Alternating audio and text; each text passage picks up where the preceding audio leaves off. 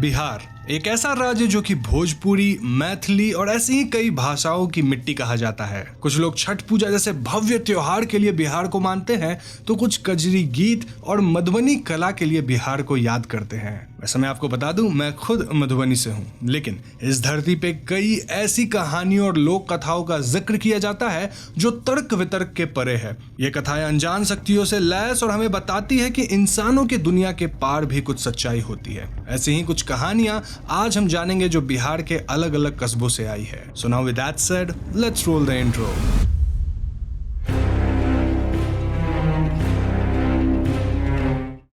हिंदू धर्म में ऐसी मान्यता रही है कि पूर्वजों की आत्मा तब तक शांति नहीं प्राप्त करती जब तक उन्हें पिंड दान का सुख ना मिले। गया को अक्सर मोक्ष की धरती नाम भी दिया जाता है। इसी मोक्ष की धरती पर एक विचित्र पहाड़ पाया जाता है जिसे प्रेत शिला कहते हैं। लोगों का मानना है कि प्रेत शिला पर श्रद्धा कर्म करने से प्रेत लोक के द्वार खुल जाते हैं, जहां मृत्यु के बाद आत्माएं विश्राम करती हैं। गरुड़ पुराण के अनुसार पूर्वज अपना पिंड दान लेने प्रेत शिला के पत्थर से होकर गुजर जाते हैं। ऐसा भी माना जाता है कि प्रेत आत्माएं इन्हीं पत्थरों से होकर दूसरी दुनिया के लिए प्रस्थान करती हैं। ऐसा करते हुए प्रेत शिला के पत्थरों से एक अजीब आवाज गूंजती है जो सूर्यास्त होने के बाद ही सुनाई देती है। प्रेत शिला का लिटरल अर्थ है हिल ऑफ स्पिरिट्स, यानी आत्माओं का पहाड़, और यहाँ आत्माओं की शांति के लिए भगवान यमा की पूजा की जाती है, जो कि मृत्यु के देवता भी हैं। तो ऐसे में आप मुझे बताइए कि क्या आप इसके बारे में सुने थे या फिर आपके लिए ये नई बात है।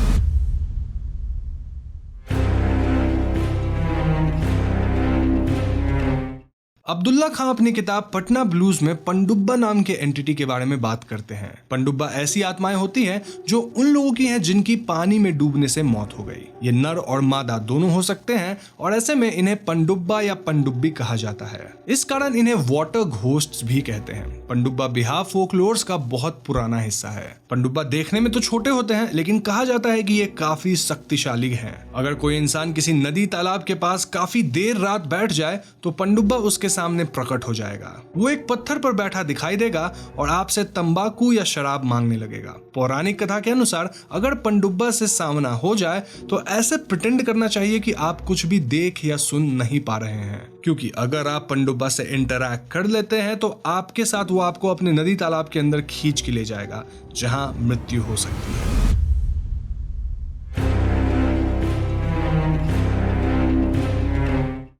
बिहार के हर गांव में ऐसी एक कहानी सुनने को मिल ही जाती है जहां किसी चुड़ैल या पिशाचनी ने पीपल के पेड़ तले खड़े इंसान को अपना शिकार बनाया हो। कहा जाता है कि ऐसी आत्माएं अक्सर पीपल के पेड़ पे अपना डेरा जमाए होती हैं और सही वक्त आने पर इंसानों को अपना घर बना लेती हैं। चुड़ैल या डायन बिहार की लोक कथाओं के अनुसार ऐसी स्त्री है जिसका जीवन बहुत कष्टदायी था, या फिर जिन्होंने जिंदा रहते देवताओं की नहीं बल्कि शैतान की पूजा की थी। देखने में यह चुड़ैल किसी का भी रूप ले सकती है और तो और खुद को बेहद सुंदर बना लेती है ताकि किसी को भी मोह जाल में डाल सके।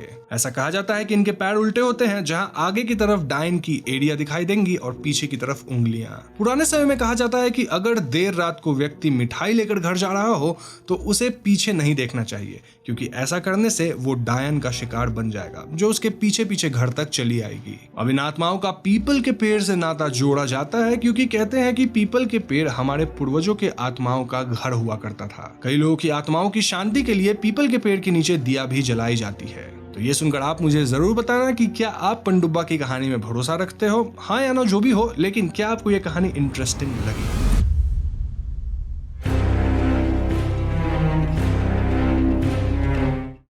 इस्लामी लोक कथाओं में जिन का नाम कई कॉन्टेक्स्ट में लिया जाता है। जहां कुछ लोग मानते हैं कि जिन अक्सर इंसानों का बुरा चाहते हैं, तो कुछ लोग कहते हैं कि जिन अच्छे या बुरे दोनों हो सकते हैं। बिहार में चलने वाली कहानियों के अनुसार जिन 3 तरह के होते हैं। पहले ऐसे जो सिर्फ एस्ट्रल प्लेन में घूमते हैं, दूसरे जिन जो सांप और जानवरों का रूप ले सकते हैं, और तीसरे जिन जो इंसानी दुनिया में रहते हैं और कई बार आम लोगों को दिखाई भी दे जाते हैं। अब्दुल्ला अपनी किताब में किसी दादा जिन की बात करते हैं जो पूर्वी बिहार में बसे उनके परिवार की पुश्तों की रक्षा करते आया है। वहीं 1990 के दशक में कई देहाती तहसीलों में जिन के द्वारा बच्चों और औरतों पर हमला कर देने के किस्से सुनने में आते हैं। कहा जाता है कि जिन के प्रकोप से इंसान पूरी तरह वायलेंट हो जाता है और ईश्वर से जुड़ी चीजों के प्रति नफरत और गुस्सा जाहिर करने लगता है। कई बार ऐसे लोग जो जिन के प्रकोप में हो वो वायलेंट हो जाते हैं और अपने ही परिवार वालों को और दोस्तों पर हमला कर देते हैं। ये जिन इतने ईविल होते हैं कि यदि यदि कोई हफीज यानी ऐसे लोग जो कुरान को पूरी तरह जानते हैं, अगर जिनको कन्फ्रंट करे तो जिन उनके कई गुप्त राज बाहर लाने की धमकी देने लगते हैं।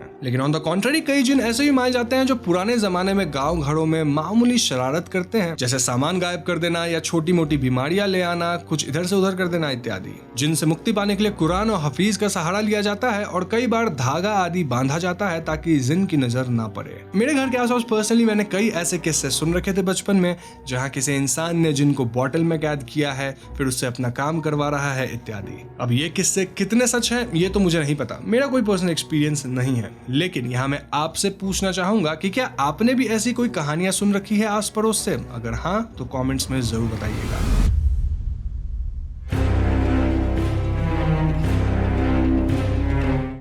दरभंगा जिले के गांव नेहरा के बारे में एक ऐसा दिलचस्प किस्सा सुनने में आता है जिसके अनुसार इस गांव की रखवाली एक भूतनी करती है। कहानी के अनुसार नेहरा गांव में एक बार एक युवक शादी के बाद दुल्हन को डोली में लेकर लौट रहा था। उन दिनों बाराती लंबी दूरी तक पैदल चला करती थी और रास्ते में लोग डेरा डालकर आराम से लेटते थे। ऐसे ही उस रात सभी लोग गाँव के बाहर आकर रुके और डोली को एक पेड़ के नीचे रख दिए। किसी को मालूम नहीं था कि उस पेड़ पर एक आत्मा रहती है जो बीच रात डोली के अंदर से दुल्हन को मार डाली और उसके शरीर पर कब्जा कर ली। अब देर रात जब दुल्हन ने उसका घूंघट उठाया तो पता चला कि ये एक डरावनी आत्मा है। इस पॉइंट पे वो आत्मा कहती है कि इस गांव में मैं दुल्हन बनकर आई हूँ, अतः अब से ये गांव मेरे निरीक्षण में रहेगा। उस आत्मा ने कहा कि आज से इस गांव में सभी से कहना कि अपना चूल्हा दक्षिण दिशा में रखे, इससे गांव में उन्नति और खुशहाली आएगी। तभी से नेहरा गांव में सभी लोग अपना चूल्हा और रसोई घर दक्षिण दिशा में रखते हैं और इस आत्मा को मानते हैं। गौर किया जाए तो पौराणिक कथाओं के अनुसार दक्षिण में चूल्हा रखना अशुभ माना जाता है क्योंकि इस दिशा का मृत्यु और भूत प्रेतों से वास्ता है। वैसे इस कॉन्सेप्ट पे पुराने जमाने में बॉलीवुड में एक फिल्म भी बनी थी, मैं आपको नाम नहीं बताऊंगा क्योंकि वो आपको गेस करना है कमेंट सेक्शन में, लेकिन एक हिंट देता हूँ। उस फिल्म में एक गाना था, चलो रे डोली उठाओ कहाँ, इस तरह से कुछ गाना था। तो अगर आपको पता है तो फिल्म का नाम कॉमेंट में जरूर देना।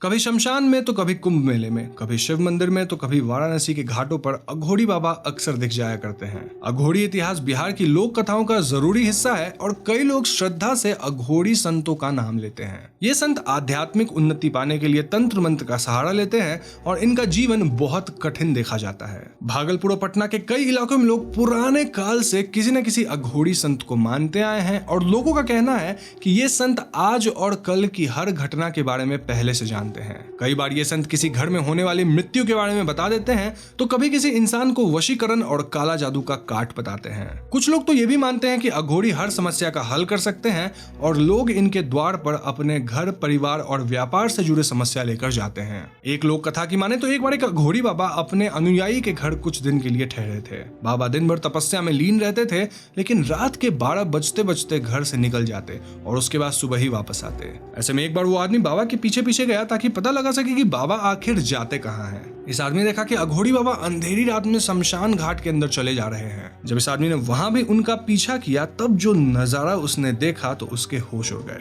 बाबा जली हुई लाश के बचे टुकड़े खा रहे थे और ये दृश्य बहुत भयावह था। कहा जाता है कि अघोरी संतों को इस तरह से तपस्या करने की और सिद्धि पाने की शक्तियां मिलती हैं। कोई भी अघोरी संतों को गुस्सा नहीं दिलाना चाहते क्योंकि क्रोध आने पर बाबा किसी को भी नुकसान पहुंचा सकते हैं। पर्सनली स्पीकिंग मैंने भी इस तरह की कई कहानियां अपने घर के आसपास सुन रखी हैं। ऑब्वियसली मैं भी बिहार से हूं तो कहानियां सुनूंगा ही।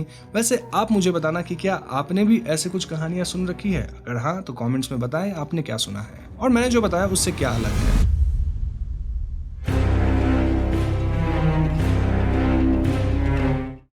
बिहार में पाए जाने वाले मधुबनी शहर जो कि मेरा शहर है वो अपने कला और नक्काशियों के लिए पूरे देश में जाना जाता है। आई एम प्रीटी श्योर आपने भी मधुबनी पेंटिंग या मिथिला पेंटिंग जरूर सुन रखा होगा, लेकिन इसी शहर में बसा मधुबनी तालाब एक अन्य कारण से लोगों में कौतूहल का कारण रहा है। यह तालाब मधुबनी जैसे शांत शहर का महत्वपूर्ण हिस्सा रहा है। कई दशक से आसपास के लोग यहाँ नहाने, कपड़े धोने और जानवरों को लेकर भी आया करते थे। लेकिन ये सब तब बदल गया जब अचानक ही इस तालाब के आसपास से लोग गायब होने लगे। पिछले कई सालों में मधुबनी तालाब के आसपास भारी मात्रा में लोग गायब हुए हैं। 2015 में एक ऐसी कहानी सुनने में आती है कि एक परिवार की 5 बच्चियां एक बार में इस तालाब में गुम हो गई। लेकिन ऐसा क्यों हुआ? 90 के दशक में इस तालाब में एक यात्री बस डूब गई थी जिसमें करीब 50 लोग मारे गए थे। तब से इस तालाब के आसपास शाम होने के बाद कोई भी जाने से कतराता है। लोग कहते हैं कि जानवर भी इस तालाब के आसपास पानी पीने नहीं आते और ऐसा लगता है कि यहाँ किसी तरह की अदृश्य शक्ति दिखाई देती है। अब पर्सनली स्पीकिंग, मैं इस तालाब के बारे में जानता हूँ, मैंने भी कहानियां सुन रखी है, पर अगर आज के दिन आप जाओगे तो वहां आपको शाम के समय भी कई लोग देखने को मिल जाएंगे। तो हाँ, ये कहानियां कितनी सच है इसका कोई अंदाजा नहीं मुझे, लेकिन आप अपनी ओपिनियन मुझे कमेंट में जरूर बताना। तो बस आज की वीडियो में इतना ही। ये टॉपिक मेरे लिए पर्सनली काफी करीब था क्योंकि मेरी जगह भी यहाँ कवर हो रही थी, मेरा स्टेट जो है उसके बारे में बात थी जिसके बारे में मुझे पहले से काफी कुछ पता था। तो मुझे इस वीडियो को बनाने में काफी मजा आया है और मैं उम्मीद करता हूँ कि आपको भी इन कहानियों को सुनने में अच्छा लगा होगा, साथ ही आप एंटरटेन हुए होंगे। अगर ऐसा है तो वीडियो को लाइक करें, शेयर करें, साथ ही चैनल पर नए हैं तो चैनल को सब्सक्राइब करके बेल आइकॉन को जरूर दबा दीजिएगा क्योंकि हम अपने चैनल पर ऐसी वीडियोज लाते रहते हैं। पीस।